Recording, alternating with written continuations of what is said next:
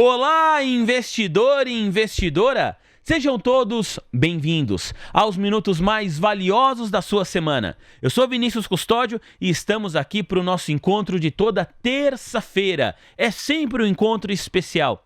E o assunto de hoje é verdade, tô brincando não, você vai adorar. Tem muita coisa para a gente tratar aqui.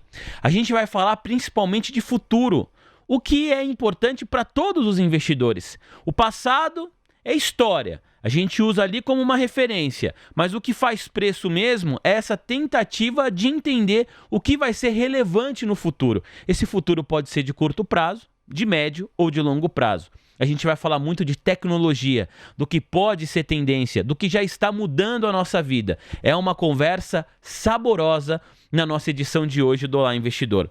Primeiro, eu quero agradecer você que está conectado junto com a gente desde 6h30 da manhã, bem cedinho. Tem uma galera que fica 12 horas conectada. A média dos nossos telespectadores é de 55 minutos, é uma média altíssima. Tem gente que vem, fica 2 minutos e sai. Tem gente que vem e fica 12 horas. A média é de 55 minutos. Então você que está do outro lado da tela, meu muito obrigado.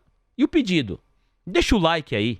Clica no like, tá bom? Ajuda o nosso canal a crescer, a chegar para mais e mais pessoas de maneira orgânica no YouTube. O seu joinha é fundamental para isso. Na mesa de som, mais uma vez comandando o nosso operacional, André Luiz, o monogâmico, o homem que ama o casamento. Tem o mesmo há 30 anos. Isso que é relacionamento sério, hein? Vamos lá apresentar o nosso convidado de hoje. Estou ansioso para a conversa. Gui Zanoni, especialista em inteligência artificial e inovação. Gui, seja muito bem-vindo. Uma alegria te receber aqui. Obrigado pelo convite. Um prazer estar falando com vocês, com toda a comunidade de TC.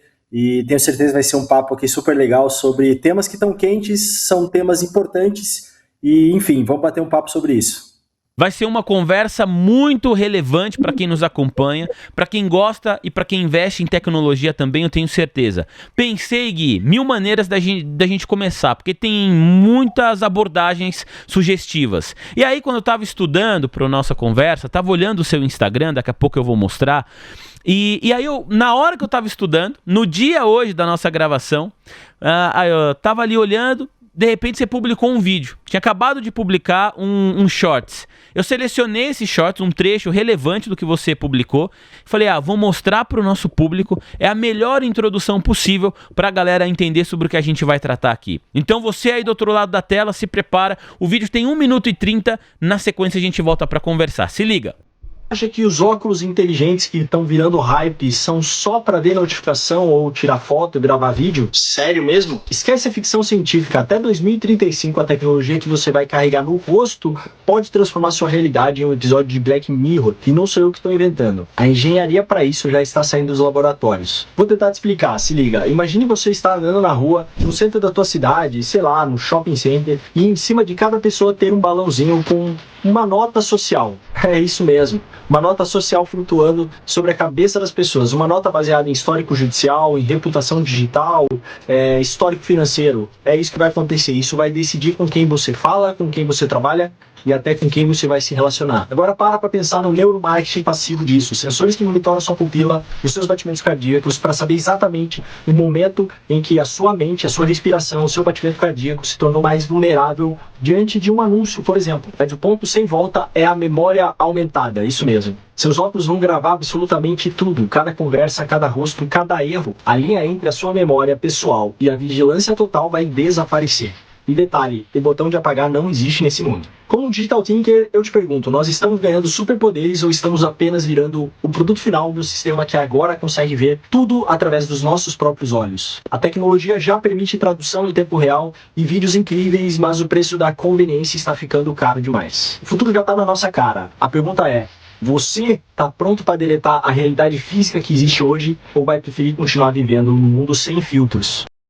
Falei que não tinha melhor maneira de fazer a introdução da nossa conversa do que esse vídeo aqui. Gui, que é essa história dos óculos que já filmam, que tem uma tecnologia gigante embutida, isso já é realidade. Então tem esse óculos da Meta, tem parceria com a Ray-Ban. Agora, o que você apresenta nesse vídeo é uma evolução, seria uma fase 2.0, 3.0 do que nós já estamos vivendo hoje, Gui? É mais ou menos isso. Veja, a tecnologia, para isso que a gente comentou, né, nesse vídeo, ela já existe de fato. Nós já temos hoje os scores, eles já existem dentro das empresas, né, principalmente no ramo mais financeiro, a parte mais histórica, né, de todo o nosso relacionamento financeiro com as instituições. Isso tudo já existe. O histórico judicial, ela também já existe. É claro que existe algumas leis e regras de essa consulta não ser algo tão simples de se fazer, enfim. Porém, os dados já existem para isso. Então, pode ser que a gente tenha, assim, uma evolução 2.0, e tudo que eu trago nesse vídeo e em outros que eu publico são cenários possíveis de um futuro que se desenha logo à frente. A gente pode ir para esse caminho? Pode. A gente tem tecnologia para isso? Tem. A gente quer? A sociedade quer? Fica uma outra questão. A gente vai estar numa batalha, o campo de batalha, né, ele se desenha agora entre o que a sociedade vai querer e o que o Estado, né, os Estados vão querer, porque de fato a gente tem aqui um paradoxo do que é possível fazer pela tecnologia e aquilo que a gente vai aceitar, né, estar dentro de uma realidade e que nem sempre os dados que vão estar lá são dados que a gente quer que sejam ou se tornem públicos. Então, esse é o campo de batalha que a gente começa a observar daqui para frente. Muitos dados, né, basicamente toda a nossa vida publicada na internet e aquilo que eu quero que se torne público ou não. E aí tem uma linha tênue aí de debate, discussão, ético, moral, que enfim, né, discorre aí por grandes debates filosóficos. Mas o fato é, sim, a gente pode estar caminhando para esse cenário sem dúvida nenhuma. E ainda dentro desse vídeo e da nossa conversa aqui, você falou uma palavra, fazia um certo tempo que eu não ouvi, Andrezão, score. Sabe o SPC, Serasa? A última vez que eu ouvi essa palavra score foi quando eu fui comprar o meu apartamento. Porque aí o SPC Serasa fala assim, deixa eu ver seu score. É nessa hora que não existe ateu, Andrezão. Você começa, né, ser ateu, você já começa a rezar na hora. Fala assim, deixa eu ver isso aqui. Aí, pum, score positivo. Então, vão aprovar lá o financiamento, a coisa funciona bem. Mas esse é um dado privado. Eu não ando por aqui e tenho uma seta digital na minha cabeça mostrando o meu score. Porque se o meu score for bom, talvez eu nem ligue muito. Falar, pode ver, ó, a coisa tá tranquila pra mim. Mas se por acaso eu tive um problema, peguei dinheiro emprestado, não consegui pagar, sei lá, meu mês foi difícil, eu não paguei o cartão de crédito, o score vai lá pra baixo. Aí talvez eu não quero que as pessoas saibam que eu tô com essa dificuldade. O que você tá dizendo, Gui, é que a gente pode estar ali, eu vi aquele vídeo que você colocou, a galera andando no shopping, e se eu tiver, exemplo, esse óculos tal, o lojista vai saber se eu sou um bom comprador, se eu posso parcelar, se eu não posso. Isso vai se tornar cada vez mais público, é isso, Gui? E mais do que isso, tá? Vamos trazer para o teu primeiro exemplo, que é maravilhoso, né? Perceba que se você entrar numa instituição financeira hoje, basicamente esse balãozinho ele já existe para a instituição financeira. Sim. A partir do momento que você começa a se relacionar com um banco, enfim, com uma fintech, seja qual for o ramo ali, você já tem esse balãozinho exposto, né? Porque eles têm acesso a essa informação. Eu, por exemplo, o Gui, eu não tenho o teu acesso, Vini, mas a instituição já tem. Então, a gente vai para um caminho que talvez essas informações não sejam tão públicas e que talvez a gente não tenha nesse nível. Agora, o teu exemplo é perfeito. Uma rede de varejo pode ter acesso a N informações de consumo, de comportamento de consumo. Então, eu passei por uma grande varejista do ramo de beleza, perfumaria aqui no Brasil, e um dos nossos pilotos, né, de inovação era entender quando que o perfume do nosso cliente estava acabando. Poxa, como é que eu vou saber isso se o perfume é totalmente analógico e é borrifada, né? Então, a gente estava pensando em formas de, primeiro, entender quando esse cliente comprou, essa é uma informação, e quanto tempo médio leva aquele vidro para acabar. Com isso, eu posso ter ali um balãozinho flutuante na cabeça do meu consumidor assim que ele entra, onde eu vinculo o CPF com última compra, e eu posso começar a oferecer para ele coisas que, assim, eu imagino que já estejam no fim. Então, é nesse caminho que a coisa vai. Comportamento de consumo, produtos consumidos nos últimos 3 meses na marca, ou de forma geral, né, a gente pode até ter nesse sentido. Então, é por aí que a coisa vai. Imagina isso agora também vinculado à parte de anúncio, à parte de campanha, né, que hoje tudo roda através de dados. Então, eu conseguiria, hipoteticamente falando, né, ou vamos dizer assim, a Amazon, a Mercado Livre, a Magalu poderiam, hipoteticamente falando, desenhar ou visualizar balões nos seus consumidores, entendendo que o Gui comprou fralda para os seus filhos, mas também comprou um livro, uma biografia do Elon Musk, né? E como que isso se relaciona. Então, os dados existem, como a gente começa a enxergar isso é que se torna o mundo a partir de agora. A gente tem uma frase, né, muito bacana, um termo que fala o seguinte: Big Data, ou seja, muitos dados, Small Action. Muitos dados, ação pequena. O que isso quer dizer? Eu tenho muitos dados nos meus servidores, na minha empresa, só que a ação ela é individual, é para mim. Então, como é que eu puxo os dados do Gui num banco que tem bilhões, trilhões de dados? É aqui que mora o jogo a partir de agora, né? E a IA vem para ajudar isso, sem dúvida nenhuma. Tem um outro termo que você fala e vai conversar com esse exemplo que você deu da empresa de varejo que você trabalhou, a empresa de cosméticos, que é neuromarketing. Isso aqui me chamou muito a atenção, porque eu tô passando pela loja dentro do shopping, né? Eu tô passando no shopping, várias vitrines de várias lojas. Até aí, em algumas lojas, tem vendedor que fica ali meio de fora, fica olhando. E se você para olhar a vitrine, vez ou outra alguém se aproxima, ele acha que você gostou do produto. Às vezes você não gostou. Às vezes você olhou e falou, nossa, que caro, você só quis ver o preço. Às vezes você gostou mesmo do produto. E às vezes tem lojas que tem um estilo diferente, o vendedor fica lá dentro, você passou, olhou na vitrine, gostou do produto, tinha alguma dúvida, será que tem outra cor, outro tamanho? Não tem ninguém para te atender, você segue andando. Então uma possível venda ficou pelo caminho. Quando você fala em neuromarketing, quando eu gosto de alguma coisa, tem uma reação no meu corpo. Essa reação, ela é neurológica, ela é química, a pupila dilata, eu presto atenção, já começa a fazer conta na cabeça, dá para comprar, não dá. E aí, de alguma forma, todas essas sensações, elas vão poder ser calculadas, mostradas, evidenciadas para um lojista no futuro, por exemplo, Gui? É loucura pensar nisso? Não é loucura da parte técnica, tá? É claro que aqui a gente está extrapolando um pouco a parte moral, ética, como Sim. eu disse, né? Se a sociedade vai aceitar esse tipo de coisa. Agora, vamos voltar só para a parte técnica. E veja, eu estou aqui com um celular, né? Um smartwatch. A Samsung, por exemplo, acaba de lançar um produto chamado Samsung Ring, que é um anel que basicamente você vai usar e 24 horas por dia ele vai monitorar a tua oxigenação, teu batimento cardíaco, etc. Os óculos, daqui um pouco, vão começar a monitorar também a dilatação da tua pupila. Então a gente tem basicamente todos os sinais vitais. A partir do momento que eu consigo mapear esses sinais vitais e começo a traquear, rastrear isso, a partir do momento que eu jogo um anúncio para essa pessoa, eu consigo entender que tipo de emoção eu estou causando nela. Então olha como isso assim, é uma coisa quase surreal pensar hoje em dia, mas a gente tem possibilidades técnicas de chegar nesse nível, de entender que um anúncio que tal pessoa viu no seu computador, no seu celular, na hora X, causou algum tipo de emoção que potencialmente pode ser a sensação de desejo, né? E aí eu tenho esse cliente mapeado, tracking, né, de todo o comportamento desse cliente online, digitalmente falando, e eu posso oferecer para ele algo específico, algo quase que exclusivo, né, hiper personalizado, que é também o futuro de grandes marcas, né? Hiper personalizar o produto pro Gui Zanoni, pro Vini, pro André, né? Então a gente pode sim estar caminhando para um cenário como esse, é claro. A gente ainda tem muito a desenvolver, são teses, são cenários de futuro, mas que é muito interessante de pensar, e tem uma frase que eu gosto muito de dizer, e o Black Mirror, né, que basicamente quem já viu sabe o que faz, né, ele estressa a tese. A frase diz o seguinte, o termo diz o seguinte: se dá para imaginar, dá para fazer.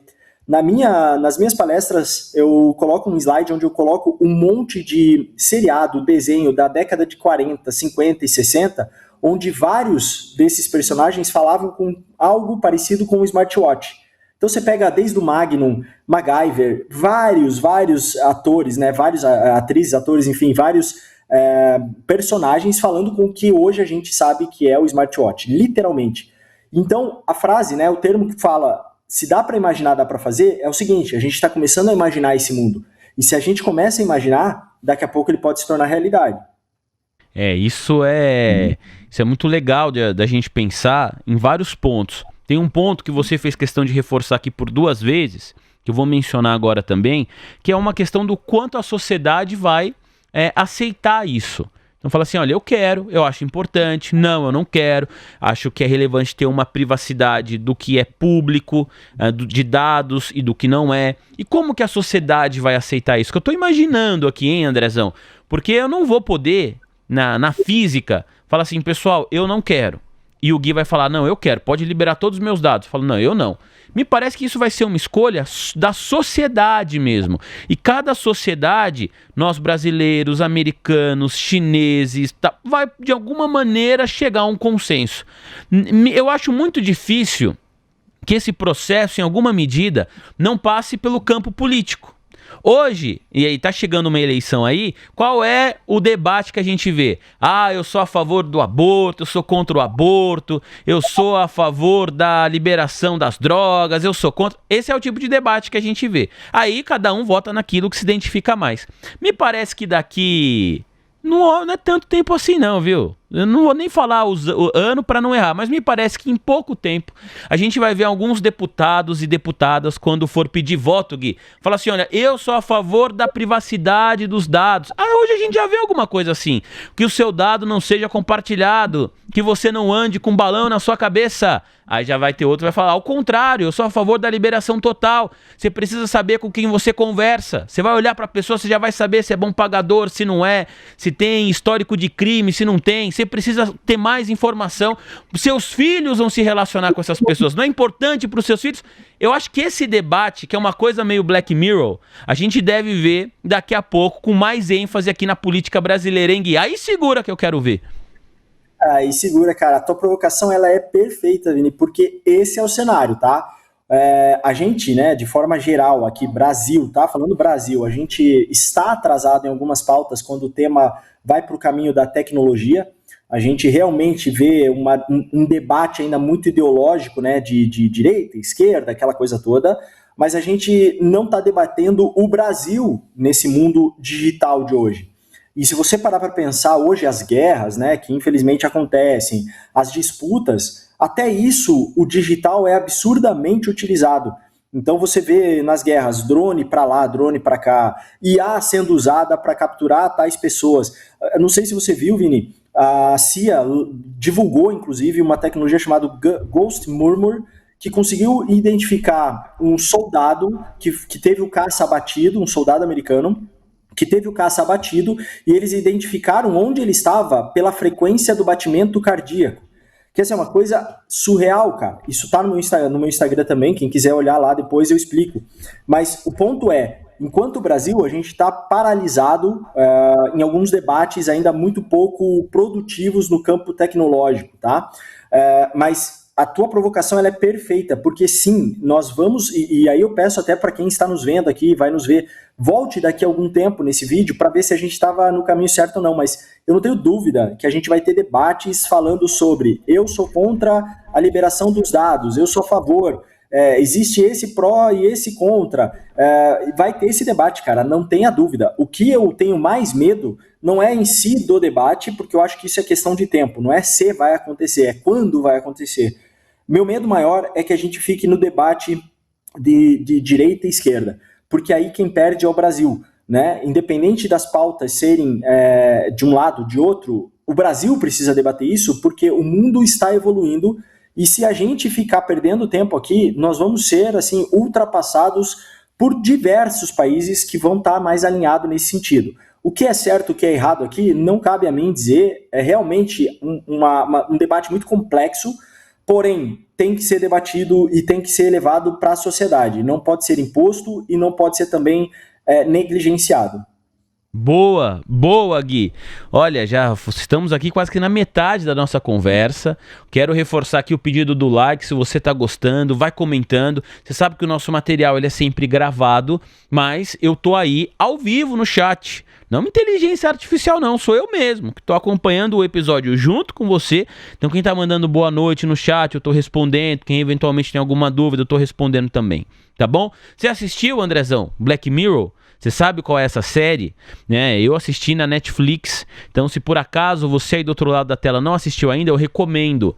Não é o tipo de série que você precisa assistir um episódio atrás do outro, porque um episódio não tem relação direta com o episódio anterior. Você pode pegar qualquer temporada, você pode pegar qualquer episódio, você pode assistir, mas é uma série futurista, ela te provoca para você entender como a tecnologia pode estar no futuro e diversos impactos positivos e negativos que isso causa. Vou trazer um exemplo, já que a gente falou aqui do óculos, não sei se o Gui assistiu a esse episódio de Black Mirror, não sei se você viu esse, Andrezão, mas tinha uma mãe super protetora, lançaram uma tecnologia que é assim, proteja mais o seu filho, saiba o que o seu filho está fazendo, o que o seu filho está vendo. Então, basicamente, você colocava uma lente de contato no olho do seu filho e aí você tinha no seu computador, no seu celular, a visão do seu filho. Então a ideia é assim, pô, seu filho tá entrando em algum site que não pode, você tá vendo o que ele tá vendo ali, você vai lá e protege ele. Seu filho tá conversando com alguma pessoa que não tem que conversar, você vai lá e protege o seu filho.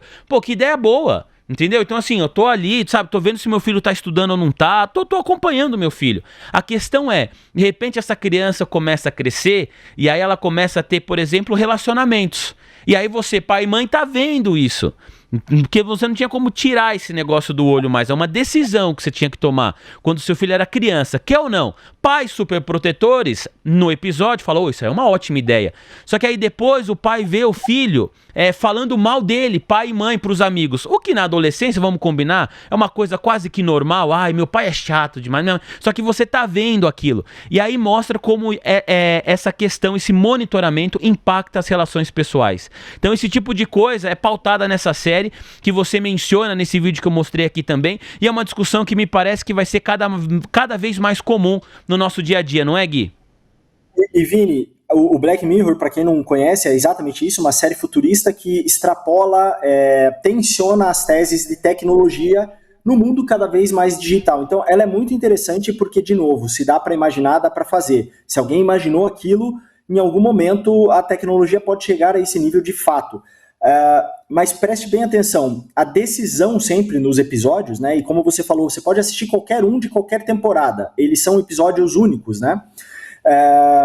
A decisão sempre é pautada por uma questão ética e moral. Então, nesse episódio, de fato, é uma decisão que os pais precisam fazer e não tem Ctrl Z, não dá para voltar atrás.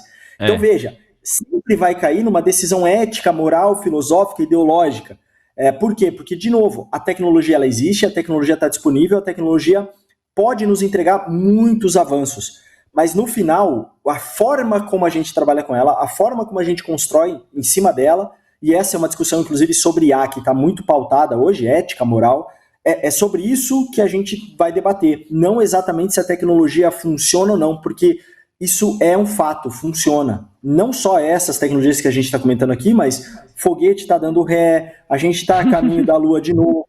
Então, assim, as tecnologias funcionam, estão aí e cada dia mais avançada. A questão é como nós, como a sociedade, como o ser humano vai lidar com ela. E aí, só porque você falou mais uma vez dessa questão ética, tem uma parte nesse episódio que é muito legal, Andrezão, porque a gente tá falando aqui da relação, assim, os pais começam a monitorar os filhos pequenos, até ali uma questão de proteção, depois vai crescendo, que você começa a ver coisas que você talvez não gostaria. Mas tem um outro ponto. A decisão de colocar essa câmera ou não numa espécie de lente de contato no olho do filho, em nenhum momento passa pela criança. A criança não toma essa decisão, é uma decisão dos pais. E quando a criança vai crescendo, e aí chega no debate assim, pô, mas você tá me monitorando desde que eu nasci. Eu não pude escolher isso, foi uma decisão. Aí você tem um outro debate. É muito legal, entendeu? Tô fazendo aqui propaganda da série porque é muito legal. Pois não, Gui? Eu já vou dar uma outra dica nessa mesma linha, um filme mais old school, muito bom, mas que é no mesmo conceito que é o Show de Truman, né? Que é um pouco isso, assim. Muito legal. Então a gente está observando, né? A gente está observando pessoas dentro de um laboratório vivendo, e a vida é real. Então também fica a dica aí pra galera, quem quiser ver Show de Truman com Jim Carrey, vale muito a pena também. Eu vi outro dia um meme assim falando, pô, achei que o Jim Carrey só fazia filme engraçado, fui assistir Show de Truman. Não é só filme engraçado, é um baita de um ator, pô. Esse filme vale demais, esse filme é bom demais, Show de Truman, é clássico, tem que ver. Vou pedir pro Andrezão compartilhar aqui rapidinho a minha tela, pra eu mostrar pra você o perfil oficial do Gui Zanoni no Instagram. Vale muito a pena você seguir. Eu já estou seguindo aqui e recomendo fortemente que você faça o mesmo.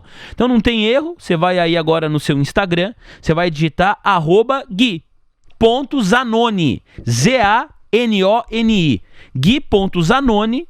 E aí você começa a seguir, é muita coisa legal aqui, muita ideia fora da caixa, é um perfil que realmente vai sair daquela mesmice que você fica vendo aí coisa de Lula, coisa de Bolsonaro, entendeu? Você vai sair disso daí, você vai ver uma coisa que realmente interessa, tá bom? Muito legal, as ideias que o Gui coloca aqui, vale a pena você acompanhar, é um perfil que vai agregar muito, e olha que hoje em dia é difícil, hein? Encontrar na internet perfil que agrega. Ô Gui, eu vi aqui uma das suas publicações, essa aqui, ó, falando sobre o Walmart. O Walmart é uma das maiores varejistas do mundo, empresa que tem capital aberto nos Estados Unidos. A gente está falando de tudo isso, eu quero aproveitar a chance para te ouvir sobre como as empresas estão se moldando diante desse futuro. Em geral, os investidores me parecem que eles ficam ali na expectativa de que as empresas de tecnologia dos Estados Unidos, da China, que são os países que mais investem, que partam dessas empresas, essas revoluções tecnológicas. Primeiro ponto, essas expectativas, elas realmente devem estar concentradas nessas empresas ou hoje, com pouca grana, startups, empresas menores, de alguma maneira podem, o que eu vou chamar aqui de revolucionar o mercado, Gui? Vini, vamos lá. As empresas americanas, as Big Techs, as empresas chinesas, elas hoje olham para um cenário diferente do que de 5 ou 10 anos atrás. O que eu quero dizer com isso? O cenário passado, de curto prazo aí para trás, a gente observava e supervalorizava o software. O software era uma das coisas mais importantes. Então a gente tem aplicações tipo SAP, outros ERPs, enfim, CRMs, aplicações de grande porte para empresas. Isso valia muito. O algoritmo, o desenvolvimento desses softwares, ele ainda vale muito. Porém, as empresas hoje, essas Big Techs e as chinesas, europeias, elas começam a olhar para um outro cenário. Qual que é o cenário que elas estão observando hoje? Hardware. Caramba, Gui, como assim? As empresas hoje, elas estão trocando software por hardware. A Oracle acabou de divulgar um plano estratégico para os próximos 5 a 10 anos, que eles querem triplicar o número de data center que eles têm, ou seja, hardware, computador em sala, para operar IA, para ter processamento, capacidade de processamento. Isso acaba mudando um pouco o jogo. Então, quando você fala, a gente deve aguardar as revoluções dessas empresas, as revoluções já aconteceram, a gente já entendeu isso. O que a gente vai ter agora é um movimento de como as empresas vão usar a revolução que foi dada. A IA é uma nova revolução, eu costumo brincar que a era digital acabou, quem digitalizou, digitalizou, e a gente está entrando agora numa revolução que é a era da imaginação, como eu já falei, né? Então, empresas menores, empresas startups, empresas scale-ups, empresas médias e grandes, estão numa corrida de como eu utilizo essa revolução, ou seja, as ferramentas muito voltadas para IA, para aumentar a minha eficiência. E aí a batalha ela é muito bacana e ela é muito justa e honesta. Por quê? Porque não são só as empresas de grande porte que têm acesso a isso. Vou contar um case meu rapidamente aqui, Vini, vou pedir uma licença poética. Fica à vontade, Gui. Perfeito. Eu lancei em 2016, junto ao meu time, numa empresa de cosméticos que eu trabalhei, o primeiro e talvez o único perfume lançado com inteligência artificial. Em 2016 esse projeto aconteceu. Não era a IA que a gente conhece hoje, era uma IA chamada da IBM, uma IA chamada Watson, que era extremamente cara o acesso, muito cara. Só empresas de grandíssimo porte tinham acesso a ela. Por quê? Porque eram realmente muito caras. A inteligência artificial que a gente tem hoje me dá acesso por $10, por $20, ao mesmo potencial que empresas gigantescas estão tendo hoje.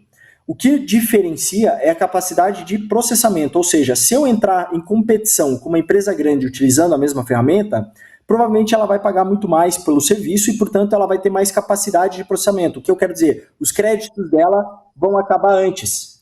Ou melhor, os meus créditos acabam antes. Deixa eu só parar aqui meu WhatsApp, um minutinho, pronto. Então, os meus créditos acabam antes. Essa é a única diferença. Mas o que eu consigo fazer é a mesma coisa que essa empresa consegue fazer. Olha que coisa incrível. Então, o acesso está para mim, pessoa física, assim como para pessoa jurídica, no mesmo nível. Essa é a revolução. A revolução não é mais top-down, ela é bottom-up, ou seja, começa na base para cima. É por isso que as empresas estão tão desesperadas. E com isso vem um cenário de futuro que a gente começa a desenhar, que as empresas vão ser menores, mesmo as bilionárias, a tendência é que elas sejam mais enxutas, portanto mais eficientes, e a tendência o cenário é que existam muito mais empresas do mesmo segmento, com 3, 4, 5 pessoas operando, extremamente eficientes, extremamente rentáveis. Então, a revolução é essa. A gente vai ter pessoas que operam negócios com pouquíssimo custo e muita eficiência, e empresas que hoje já operam de forma eficiente, ainda mais eficiente, com custo menor. Por quê? Porque vão escalar os seus negócios, assim como a internet fez há 10, 15, 20 anos atrás, né? Então, lojas que existiam aos montes puderam ser reduzidas e a eficiência aumentou por causa do digital. A gente vai ver algo similar para os próximos anos. Empresas reduzindo de tamanho e ganhando eficiência, e várias outras empresas sendo construídas com poucas pessoas e com uma eficiência também muito interessante. Esse é um cenário que a gente consegue conceber para daqui 5 anos aí no máximo. O Gui, e aí nessa reta final da nossa conversa, eu quero aproveitar aqui para fazer 2 perguntas que envolvem diretamente nessa equação nós, seres humanos, pessoas. Outro dia eu recebi aqui um cara que é muito fora da curva, muito fera e trabalha com marketing. E entre outros produtos, ele criou mais recentemente um comercial que viralizou, que foi o comercial da Graciane Barbosa pro Canva, que ela estava ali meio que criando a marca dela de ovo e tudo mais. Hoje até existe mesmo uma marca de ovo com ela, mas naquele momento era uma história fictícia. E esse cara, conversando com ele, então um cara de marketing que trabalha com publicidade, falou sobre inteligência artificial. Perguntei para ele se isso estava ajudando no desenvolvimento dos roteiros, se estava atrapalhando, se fez a agência diminuir, se fez a agência crescer, coisa e tal. Ele respondeu algo que eu gostei muito. Ele falou assim, olha, você não vai pegar um profissional que é mediano e vai colocar na mão dele inteligência artificial e ele vai se tornar um profissional excelente. Ele falou, você não vai pegar um profissional que é excelente e com a inteligência artificial vai se tornar mediano. Ele falou, em resumo, esse tipo de tecnologia vai potencializar o profissional que já é bom, ele vai continuar bom. O que já é ótimo e utilizar a inteligência artificial de maneira eficiente vai ser ótimo nisso. E o profissional que não é tão bom assim, que é aquele mediano, ele não vai se tornar espetacular porque tem a inteligência artificial. Ele vai continuar sendo um profissional mediano que usa inteligência artificial. Queria saber se você concorda com essa visão, Gui. 190%. 190%. A IA, ela só vai alavancar aquilo que você é. Então, se você é um profissional pouco criativo, a IA vai alavancar pouca coisa de criatividade em você. Mas o contrário é verdadeiro. Se você é um profissional que já tem referência, tem repertório, tem um pensamento não tão convencional, a IA vai te ajudar em muito. Qual que é a diferença, né? Eu costumo sempre também usar essa analogia. Se a IA existisse na década de 60, ela nos ajudaria a chegar na Lua mais cedo, mais rápido e mais barato. Vamos todos crer aqui que nós chegamos à Lua só para a gente entrar na analogia, lá na década de 60. Porém, ela nunca imaginaria nos levar até a Lua. Isso é uma ambição humana. A imaginação é uma ambição humana, é um atributo humano. A IA, ela ajuda a criar aquilo que o ser humano tem como ambição. O exemplo da propaganda da Graciane é surreal, é muito legal, eu utilizo como case, porque foi utilizada provavelmente muita IA e de uma forma provavelmente de um custo baixíssimo e um impacto absurdo. É isso que a IA faz. Ela você pode utilizá-la a baixo custo para criar grande impacto. Seja aqui, né, nesse caso, no marketing. Agora, o potencial disso no campo jurídico é surreal. No campo analítico, ou seja, análise de muitos dados, na parte financeira, né, exemplo, bancos, etc., fora de contexto. A gente nunca teve ferramenta para consumir tantos dados, analisar tantos dados, entregar tantos insights como a gente tem agora. Mas respondendo a tua pergunta e voltando, né, sem dúvida nenhuma, a IA ela potencializa aquilo que você é. Como assim, Gui? Me dá um exemplo mais prático.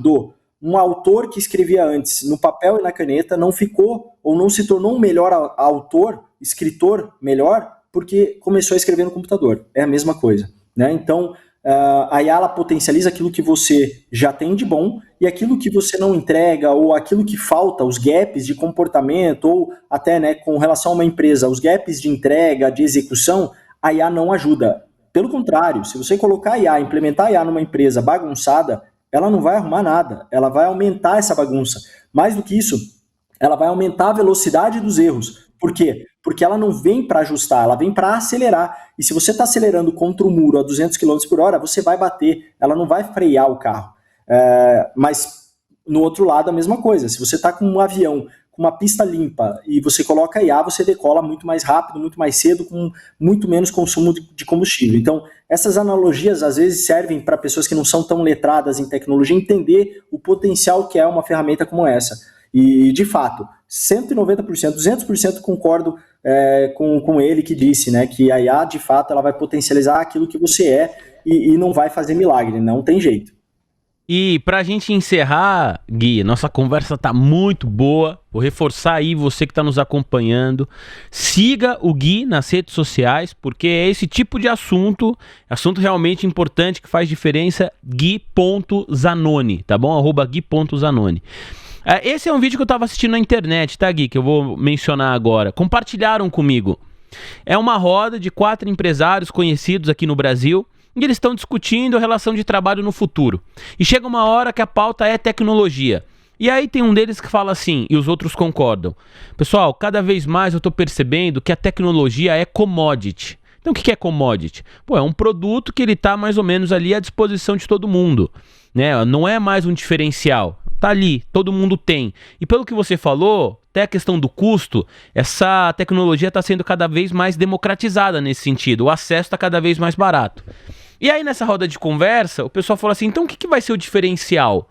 Se a tecnologia é commodity, como que uma empresa vai poder se diferenciar da outra? E aí a resposta em que eles chegam lá nesse vídeo é o ser humano. Quando você conseguir utilizar bem a tecnologia, mas na ponta tiver ali um ser humano para vender a empresa para um outro ser humano. Então tem tecnologia nos bastidores de ponta a ponta do negócio, no serviço, mas quem vai vender isso é um ser humano, que vai estar lá, que vai ser uma pessoa legal, que vai representar a empresa. Então, no fim das contas, as pessoas se tornarão cada vez mais diferenciais. Profissionais engajados, profissionais que acreditam naquela empresa, que estão trabalhando na sua própria empresa e por aí vai. Quero saber se você também concorda com esse olhar, por gentileza, Gui. Concordo, né? A tecnologia de fato está se tornando uma commodity, ela já foi vantagem competitiva em algum momento da história recente, ela hoje não é mais uma vantagem competitiva, ela é regra básica do jogo, né? Quem não trabalha com inovação, quem não trabalha com tecnologia, nem no jogo está mais. Portanto, o que sobra? Se a tecnologia não é mais vantagem competitiva, quais são as outras vantagens competitivas? A gente começa a olhar para o próprio ser humano. E aí fica um pouco clichê você falar assim, não, mas o ser humano é a nova vantagem competitiva. Como que isso funciona na prática, né? E eu gosto muito do exemplo do TC, da TC News, do Olá Investidor. Comunidade é um exemplo de uma vantagem competitiva. Tentando explicar um pouquinho mais o conceito. Daqui a algum tempo, rede social vai ser teremos um novo conceito de rede social. Para você entender, para quem tem filho hoje de 14, 15, 16 anos, já começa a perceber. Eles estão menos no Instagram e estão em outras redes sociais. Que outras redes sociais? Circle, Slack, Discord, verdade. Que nós não estamos. Por quê? Para pensar. Quando a internet surgiu e eu tinha lá meus 15 anos, o único lugar que eu não queria estar é numa rede social onde minha avó, minha tia, minha mãe estavam, né? Por quê? Porque não faz sentido, né? Eu não quero estar onde essa galera old school está. Então, meu filho hoje, ele não quer estar na mesma rede social que eu estou. E ele está em redes sociais que eu não estou, que eu não tenho nem acesso, porque não são redes sociais onde eu crio uma conta e entro no mesmo ambiente que ele. São comunidades. A mesma coisa funciona aqui. Então, quem está criando comunidades hoje está criando uma vantagem competitiva. E comunidades é feito por quem? Por pessoas conectadas, por pessoas que se relacionam, por pessoas que fazem networking, por pessoas que demonstram vulnerabilidades, né? No nosso caso aqui, pessoas que levaram um stop, que compraram uma ação, que fizeram um investimento errado, por aquelas que também fizeram o investimento certo, e a troca entre esses dois atores, o que está tendo sucesso com algo e o que não está, essa troca que gera a vantagem competitiva. E isso só pode ser feito olho no olho, né? No exemplo aqui, olho no olho, mas conectados, conexão direta, eu falando com aquela pessoa que está tendo sucesso e que pode me ajudar diretamente. Então, a vantagem competitiva está sim no ser humano, ela começa a se desenhar cada vez mais forte, mas como? Né? Em caso de empresas, aquelas que constroem suas próprias comunidades. Num futuro em que a gente vai ter menos pessoas no Instagram de forma geral, menos pessoas no Facebook, no TikTok, como é que a gente vai continuar vendendo no digital? Através de comunidades. Então, as empresas que entenderem e que construírem comunidades hoje terão uma vantagem competitiva. Voltando, sem dúvida nenhuma, eu concordo, a vantagem competitiva volta para o ser humano de verdade, onde a gente vai entregar mais empatia, né, mais escuta ativa, mais entendimento das dores realmente dos clientes, construção de soluções focadas e baseadas nisso. Tecnologia para tudo isso a gente tem e vai ter a rodo daqui para frente. Então, cabe a nós, seres humanos, gestores, líderes de companhia, inovadores, pensar em como a gente usa essas ferramentas para acelerar a nossa vantagem competitiva, que no final do dia se tornará cada vez mais humana, né? Conexões, comunidades, entregas mais hiperpersonalizadas para o Gui, para o Vini, para o Andrezão, e não para a grande massa de uma forma geral. Não colocar todo mundo dentro de um mesmo quadradinho e querer entregar, né, para todos eles o mesmo produto, o mesmo serviço. Então, esse é o caminho mesmo, e eu acho que, enfim, não vi esse bate-papo, mas concordo em número gênero e grau com eles aí, viu? O Gui, eu falei muitas vezes aqui pra galera te seguir no Instagram, não sei se você tá em outras redes sociais também, como que o pessoal faz pra te procurar, qual é o melhor lugar pra te seguir, sei que você tem um trabalho muito forte também dentro do LinkedIn, fica à vontade aqui pra falar qual é o melhor caminho pra galera começar a acompanhar os seus conteúdos e seguir o seu trabalho.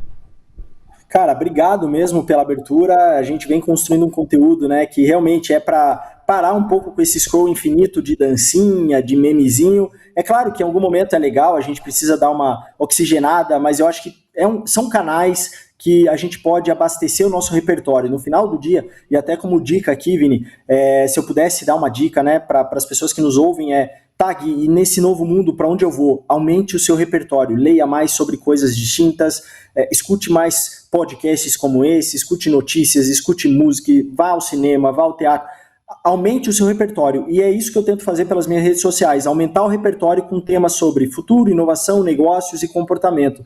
As minhas redes sociais, basicamente você me encontra em todas, mas a minha principal é o Instagram, Gui.Zanoni. No LinkedIn você me encontra como Gui.Zanoni, TikTok, YouTube, eu estou começando a fazer alguns vídeos também um pouquinho mais longos.